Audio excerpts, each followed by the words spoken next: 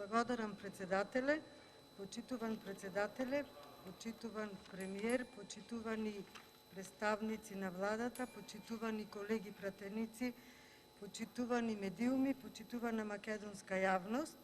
Сите слушаме и знаеме што се случува во РЕК Битола. Јавноста има право да ги знае деталите за социјалната транзиција. Во вашиот одговор кажавте дека блок 1 ќе се исклучи од системот 2025, блок 2 2027 и блок 3 2030 година. И во вашиот одговор кажувате дека дел од вработените, кажувате дека нема да предизвика социјален проблем кај вработените, дека дел ќе останат вработени во двата блокови, дел ќе остан од вработените ќе се преземат од јавниот приватен партнер, кој што ќе ги гради фотонапонските електрани, на дел ќе им се дадат социјални пакети и дел по природен одлив ќе си заминат во пензија. Меѓутоа, почитуван премиер, откако успеавте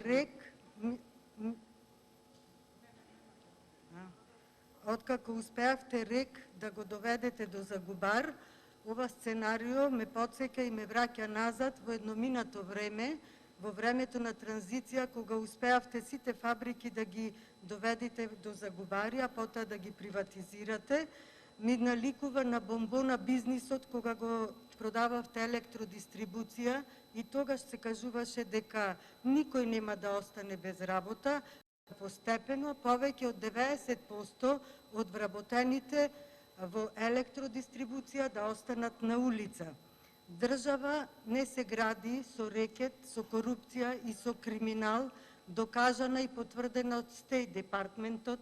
Не се гради држава со политички прогон на луѓе кои што не мислат исто како вас, па ќе ве замолам да потегнете и судски процеси против организаторите на шарената револуција, па да видиме кои беа тие кои што фрлаја со боја по институциите на државата. Не се гради со јавен долг, фон, со покачување на даноци, држава не се гради. Ќе ви кажам едно, јас сум повозрасна од вас. Државата не ни функционира, почитуван премиер. Не ни функционира право и правда.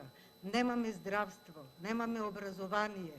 И ќе ви кажам едно, додека не дојди некој да прицни на копчето, да направи ресет и одново се да се реставрира, од нас ништо нема да биде.